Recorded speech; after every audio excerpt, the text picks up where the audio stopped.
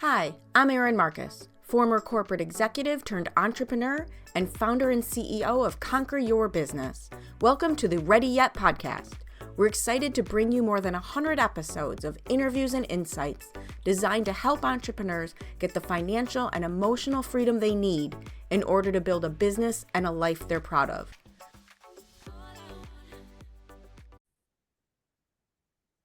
All right. Welcome to this episode of the Ready Yet podcast with my guest today, Mr. Mark Myers. And I can't wait to get into this conversation with you because you said something that, one, I absolutely agree with, and two, I think is going to be very interesting for people to hear. And you said one of the sexiest things you can be is self-aware.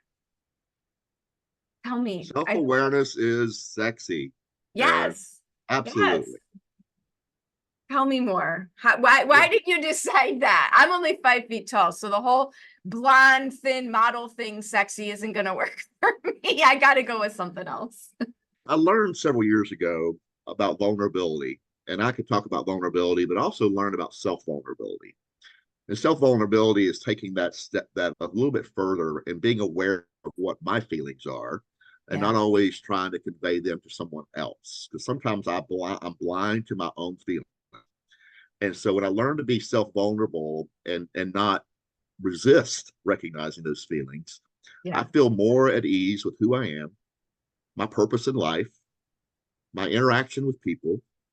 You know what? And dadgummit, that self-awareness is just hot. It's hot, right? It's so true because, and I've had this myself. I've done a lot of work just coincidentally in the last, even more so in the last 6 months, of feeling the feelings and just being okay with them instead of repressing them. And I think there was so much in the self-help world on think positive, and it went too far, right? Where it almost made challenging feelings a no. Yeah. It doesn't really work. Yeah. And I practice vulnerability all the time. I'm in front of students, I'm in front of individuals, I'm in front of adults, I'm in front of men, in front of women, in front of anybody, real young and real old. And I'm known to shed tears in those moments. And guess what? I'm not embarrassed. I don't apologize. I'm just that's something that I'm feeling right now. And I'm comfortable sharing that. And if that bothers you, I'm sorry, but I recognize my feelings. My feelings matter to me, even if they don't matter to anyone else. And so I choose to recognize them and go with the flow of them. I'm a dancer, sort of like dancing across the dance floor. I go with the flow of the music. And if I have a feeling that perceived as negative, I just embrace it and I go, there it went. There it went. Now turn the page and go into the next thing. I think that's the key because I found that with myself. The more I tried to not feel it, right? What is it? What we resist persists. The more you try to not feel it and fight against it, the harder it's going to take hold. I've been through grief. I've been through a lot of different things in my life. And so I've just learned to accept it. And I used to have tremendous fear. And I feared being rejected. And then I finally figured out that it was just fear of being vulnerable, just the act of doing something. And I developed a connection with myself back years ago. And people just think that I'm being ridiculous when I say this. But I have no fear. Well, let's put it this way. No fear is a relative term. It's not an absolute term. And when I say I have no fear, I've learned to embrace it, something to help me improve and grow. And to recognize. It's that self-awareness thing. Okay. Yeah. I like myself because I'm comfortable with who I've become and who I am. And so when I just realized that fear is a passing thought, fear has both positive and negative things. And the more I'm aware of it, fear keeps me from jumping off a cliff. Right. It keeps me from running my car into a bridge. Let's see what happens. No, my fear is healthy. And when I'm sad, it helps me remember things that are important to me. Yeah. It brings me the awareness that I keep talking about. And that awareness is key for me. I'm now single. I'm a widow, kind of stuff. It's like going with the flow. And my objective in life is to have meaningful conversations. Do you know when this awareness or when you grabbed onto this idea? Because I imagine you didn't or did you grow up with it? Just generationally, I know Gen X, I'm Gen X, we did not grow up with this. Yeah, Like, I'm a boomer if you didn't already know, but right, I'm a like boomer. it's Okay. like without saying, hey, you got a few years on me and I can't do it. Like, where did Hey, you our sideburns are similar, our Aaron. You know, sideburns are the same color here.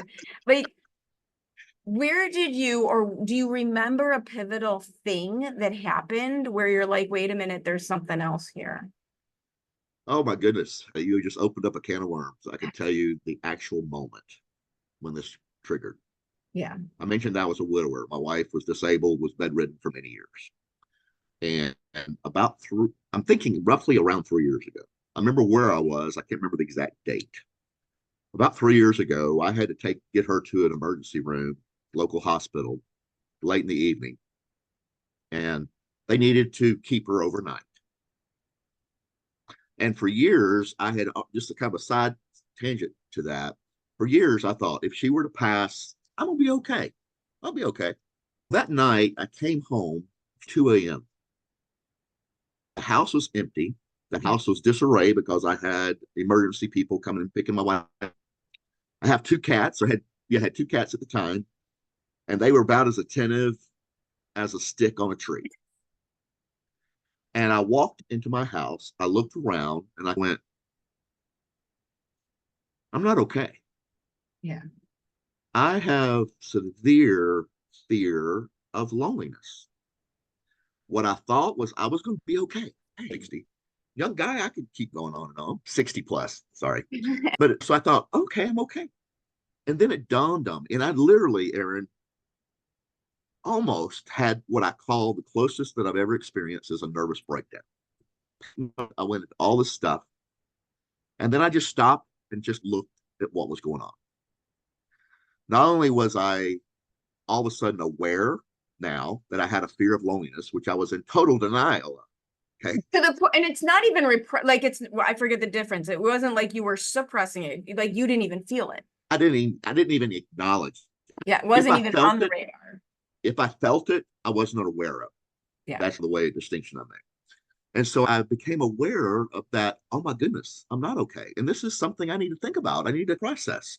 And so that's when the phrase self vulnerability came to me Mhm. because I had been suppressing or whatever, ignoring, Ignoring, probably more like ignoring ignoring. and in total denial of the fact that I'm not going to be okay or I might not be okay. And so I kept thinking self vulnerability, is that even a thing? And I've Googled it. There's phrases out there about that. But I don't plan to write the book on that, although probably could. But Good. anyway, and that's when that happened, Aaron. I became so much more keenly aware that my feelings cannot be ignored. If I ignore my feelings, I'm setting myself up for a deep drop of some hit bottom in some way. And guess what? I can't be authentic. I'm super, super confident and passionate about being authentic with people. Yeah. And so if I'm not vulnerable with myself, how can I be authentic?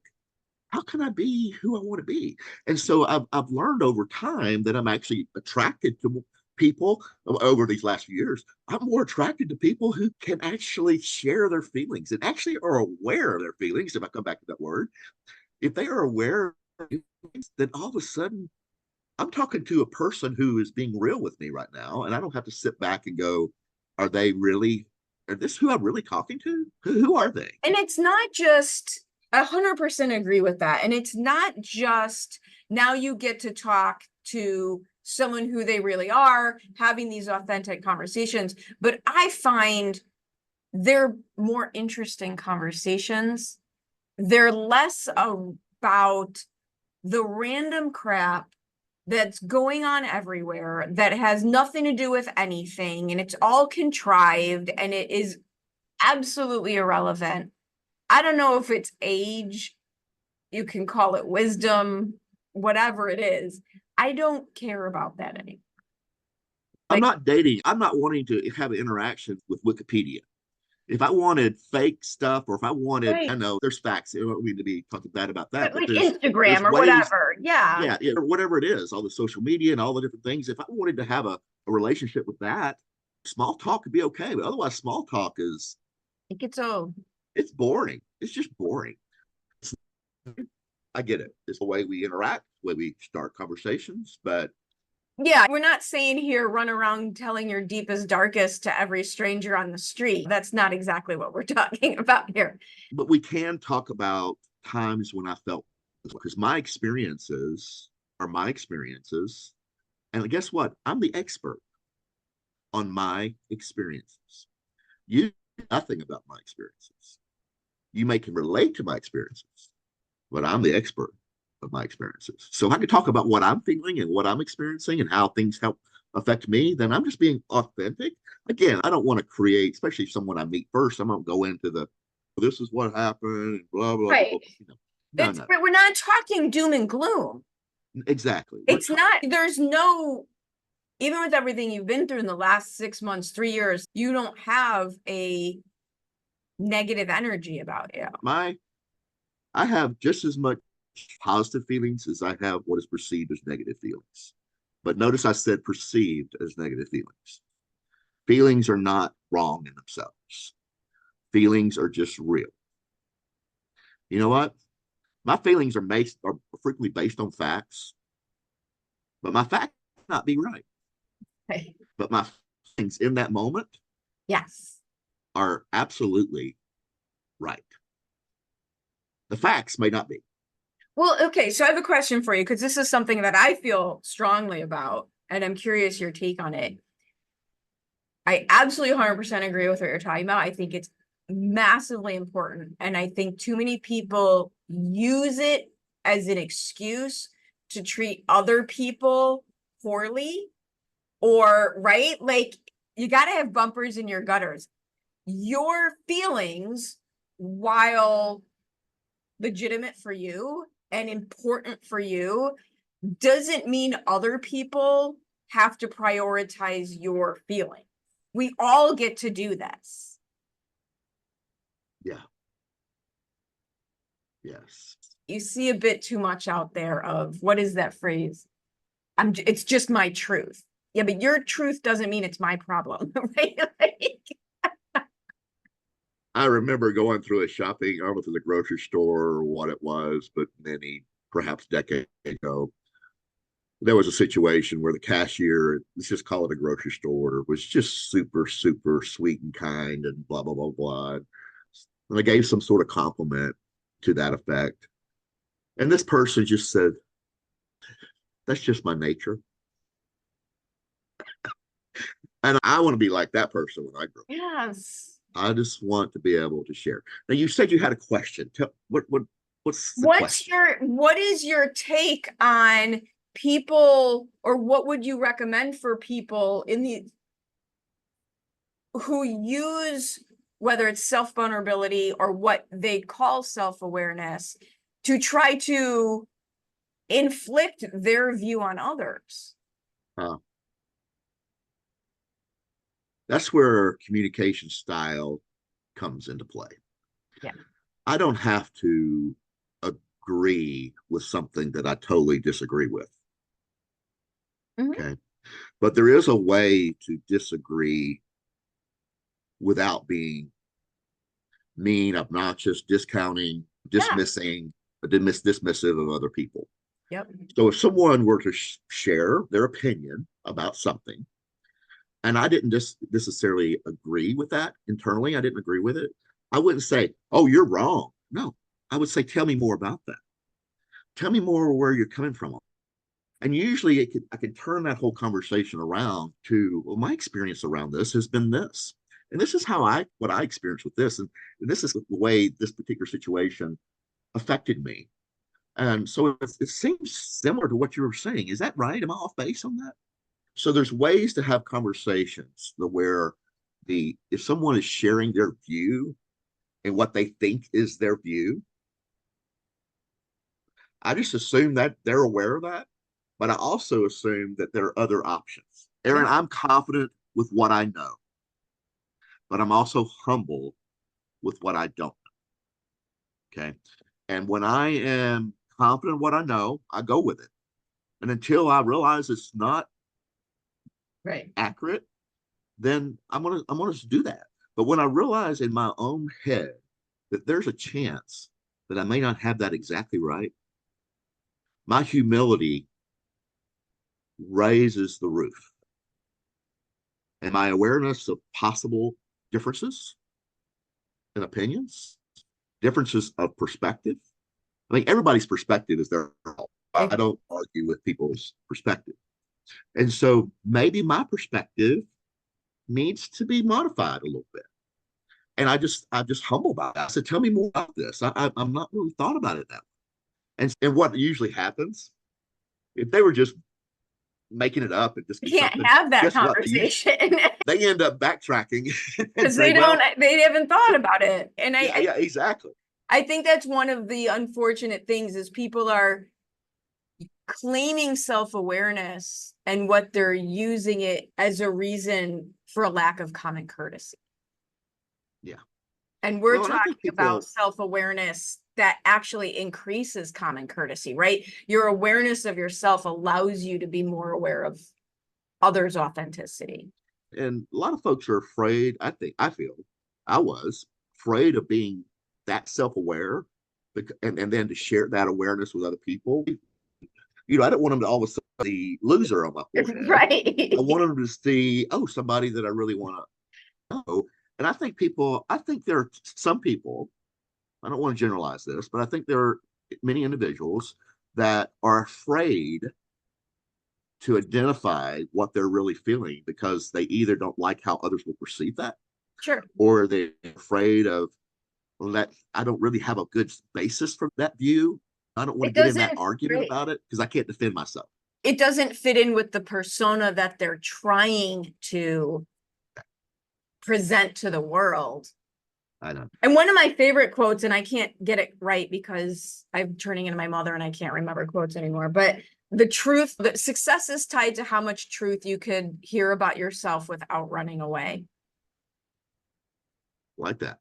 And I think, and it's old, this is not a newer quote. This is an old quote. I think it was the era of Think and Grow Rich and Honeywell and all that stuff. But we don't want to face things about ourselves that we might not be proud of. When I'm working with 20 to 25-year olds, and a lot of that age bracket are very insecure. Not always. Some are amazing young professionals who are going to be wonderful.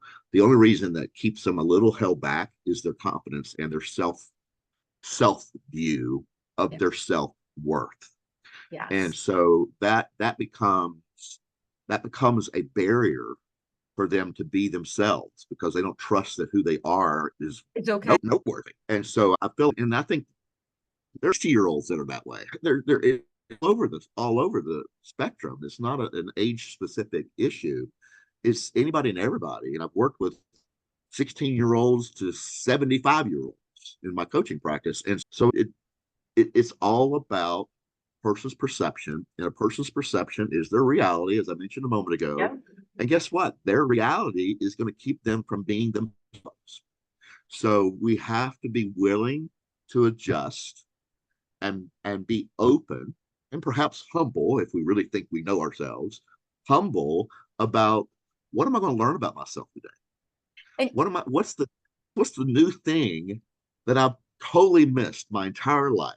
yeah. Or what's the new thing that's all is contrary to what other people have told me?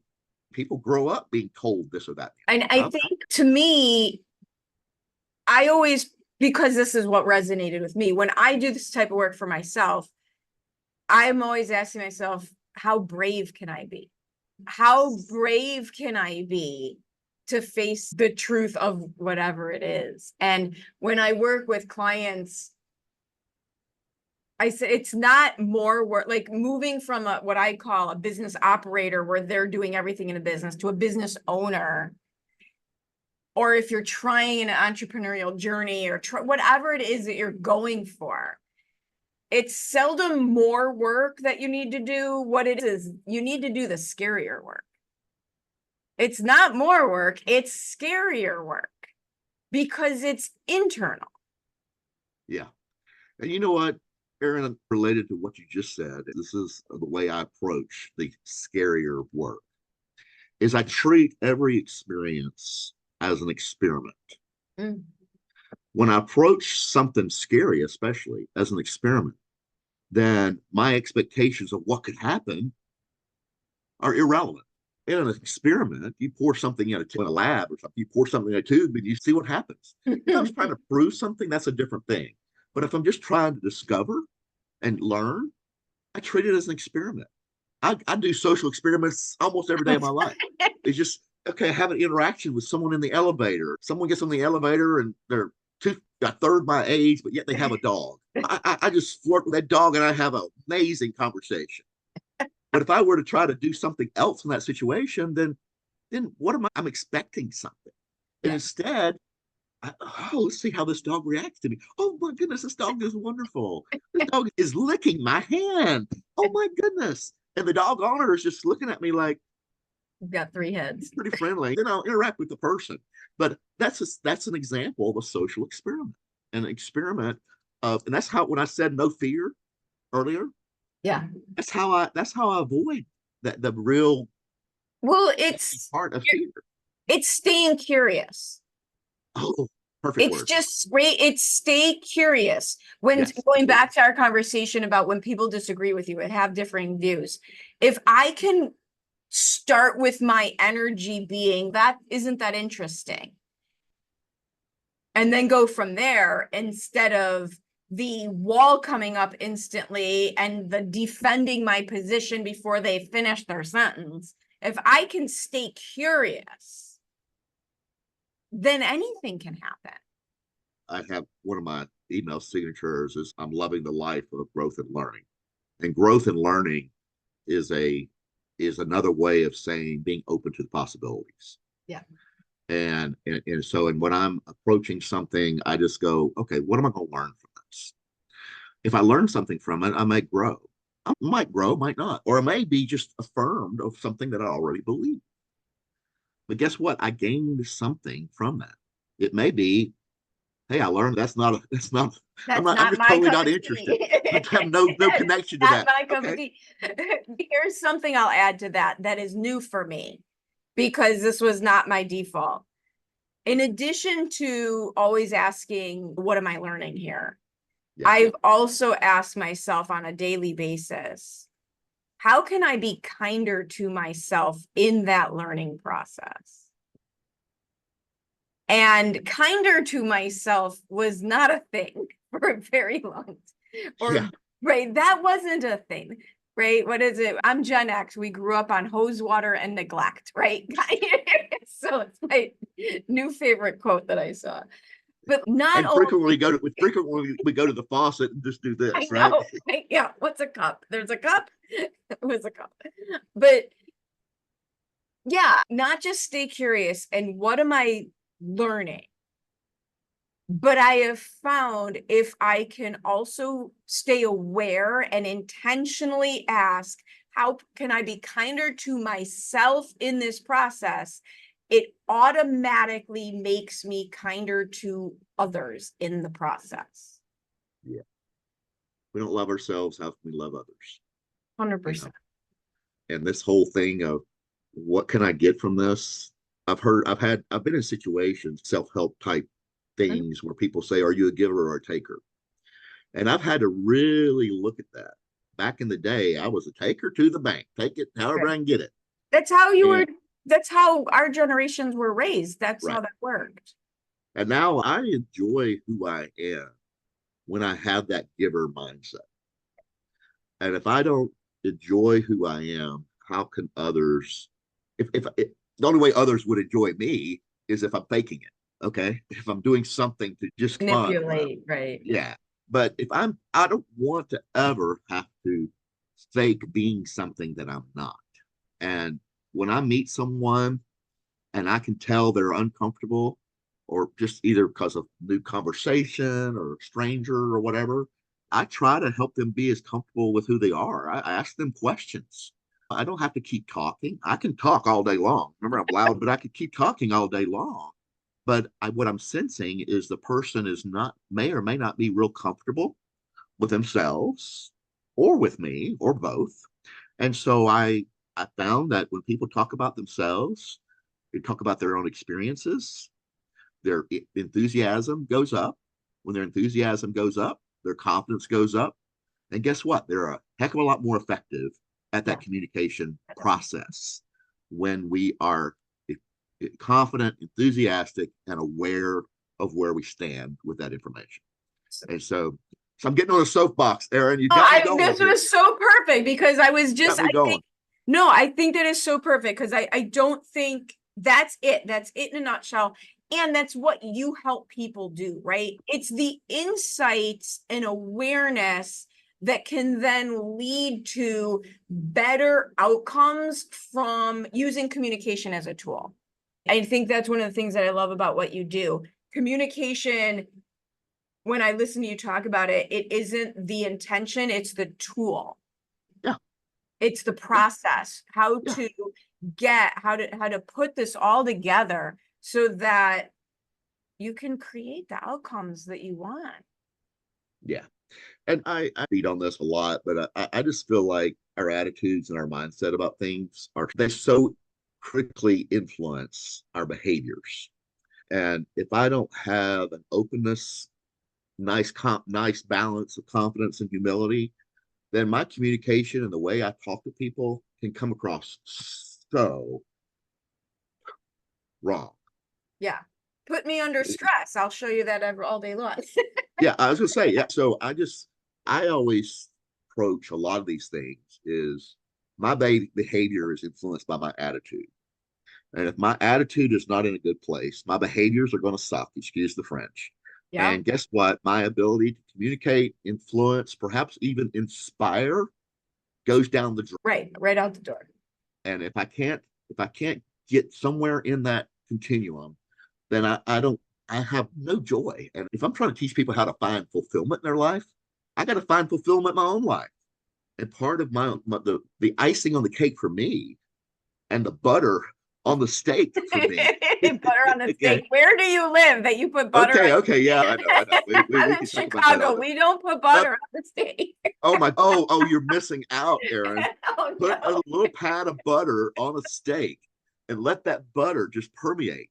But what I'm getting at is it's the, oh my goodness, I don't know how to say it and be appropriate.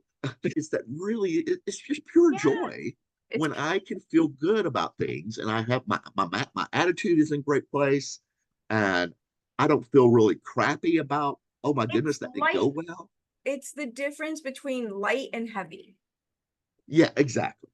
That's a very straightforward. And how do you want to move through this world? Sometimes I want to move light. Sometimes I want heavy. But no matter what, I'm going to learn and grow and experience joy in my life. 100%. So if people want to continue this conversation with you, learn all about you, how you can help them, what is the easiest way to find you these days? I'm all over LinkedIn. I'm all over Facebook. My full name, or my name is Mark Myers. Most, if you say Mark Myers and Coach, you'll find me. I think one of my profiles is probably has the initial J. My first name is John. I don't mind getting out my personal email address right here on the fly. It's Mark Myers at Comcast.net. The reason I'm just handling that information out is I'm in the process of rebranding my coaching practice. So I'll have a new business name. I got all this all worked out. All the fancy stuff is coming. Stand by for Evolve Connection Partners. Okay. Evolve Connection Partners. It's not published yet, but the logo is ready. But I'm easily connected on LinkedIn. And on LinkedIn, I'm an open networker. I rarely just say, who's that? Who is that, right? And here's the thing, we'll make sure all those links are in the show notes so that you're just a click away from people. Yeah. So thank you for hanging out with me and sharing your insights today. This is fun. I love communication. It's my jam, and the self-awareness piece. So be sexy, be self-aware. All right. Yeah, I love it. I love it. Thank you so much for this. All right. I love being with you today. I hope you enjoyed this episode of the Ready Yet podcast.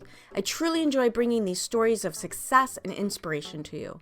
Please join us in our mission to empower entrepreneurs to be in charge of their businesses and in charge of their lives by sharing this with anyone you know who would benefit from our tactical and motivating advice, leaving us a review, and letting us know if there are any particular topics you would really appreciate hearing about. See you next time.